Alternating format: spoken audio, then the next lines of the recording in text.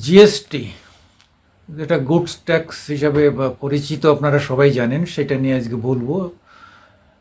আমি সুকুমার দেবনাথ, মামাটি মানুষ ইউটিউব এবং পেপার থেকে আপনাদের সামনে এসেছি। আপনারা সবাই নিশ্চয়ই জানেন জিএসটি দিতে হয়। প্রায় যারা একটু ব্যবসা বাণিজ্য করেন তাদের জিএসটি দিতে হয়।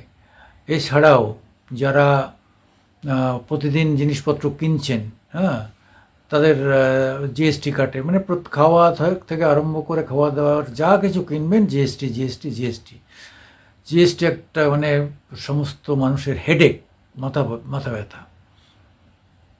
হোক বা সরকারকে ট্যাক্স দিতে হবে, সরকারের দেশে থাকলে সরকারকে ট্যাক্স দিতে হবে, নাহলে সরকার চলবে কী করে, আমরা সবটা জানি মানি। কিন্তু এই যে জিএসটির হার এবং জিএসটির যে যখন শুরু হয়েছিল তখন যে সমস্ত কথাবার্তা বলা হয়েছিল, প্রমিস ছিল, সে সবই এখন মানা হয় না। আগে বলা ছিল যে 20 লক্ষ টাকার নিচে যারা, তাদের জিএসটি দিতে হবে না। 20 লাখ বাৎসরিক 20 লক্ষ টাকা লেনদেন যাদের, তাদের দিতে হবে না। 20 লক্ষ টাকার নিচেই দিতে হবে না, 20 লক্ষ এবং তার উপরে গেলে দিতে হবে। অথচ এখন 1 লাখ টাকা 50,000 টাকার লেনদেনেও আপনাকে জিএসটি দিতে হচ্ছে। আপনাকে আর একটা সমস্যা, মাথা ব্যথা হচ্ছে রিটার্ন।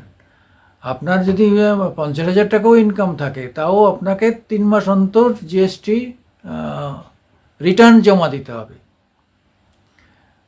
তার সঙ্গে দিতে, এবার ধরে রাখুন চার্টারকে দিয়ে করাতে হবে। আমি তো অনেকেই এ ব্যাপারটা জানি না, 2-1 জানতে পারেন, তাদের সংখ্যা 5%ই ধরে রাখলাম, অধিকাংশ জানেন না।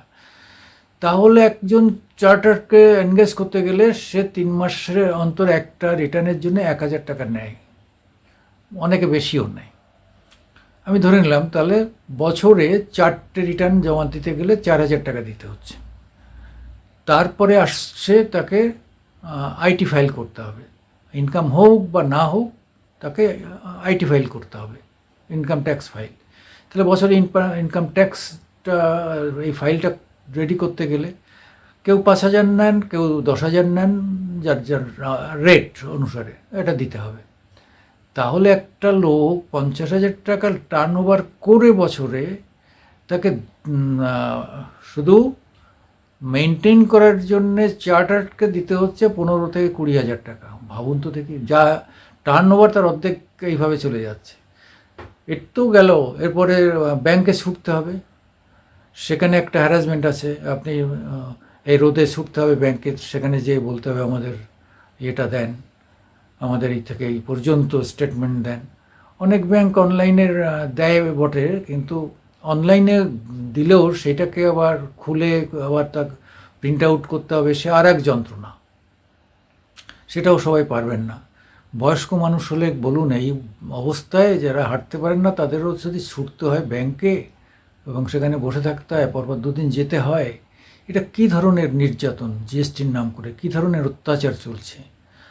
বারবার বলার চেষ্টা করেছি যখন থেকে শুরু হয়, তারপরে কেন্দ্রীয় লেভেলে চিঠি চাপাটি করেছি, এদের আইবি সবার কানে তোলার চেষ্টা করেছি বন্ধুবান্ধবের মাধ্যমে, কিন্তু কেউ এটাকে গা দিচ্ছে না।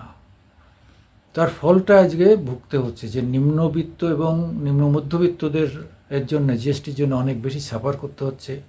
জিনিসপত্রের দাম বেড়েছে, সেখানে তাদের বেশি দামে জিনিসপত্র কিনতে হচ্ছে। সব মিলিয়ে এরা যথারীতি মুদ্রাস্ফীতিও দেখা দিচ্ছে। সব মিলিয়ে ক্ষতির পর ক্ষতি হয়ে চলেছে। আর এই টাকা নিয়ে সব ফুর্তি করছে সরকারি লোকেরা। হ্যাঁ, তারপরে কী আর বলবো, দেশ বিদেশ সব ঘুরে বেড়াচ্ছে আমাদের টাকা নিয়ে, অথচ আমাদের মানুষ খেতে পাচ্ছে না, তাদের দেখার কেউ নেই।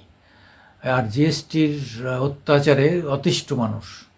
কবে এর থেকে মুক্তি পাওয়া যাবে ঈশ্বরই জানেন, আর জানেন বর্তমান সরকার।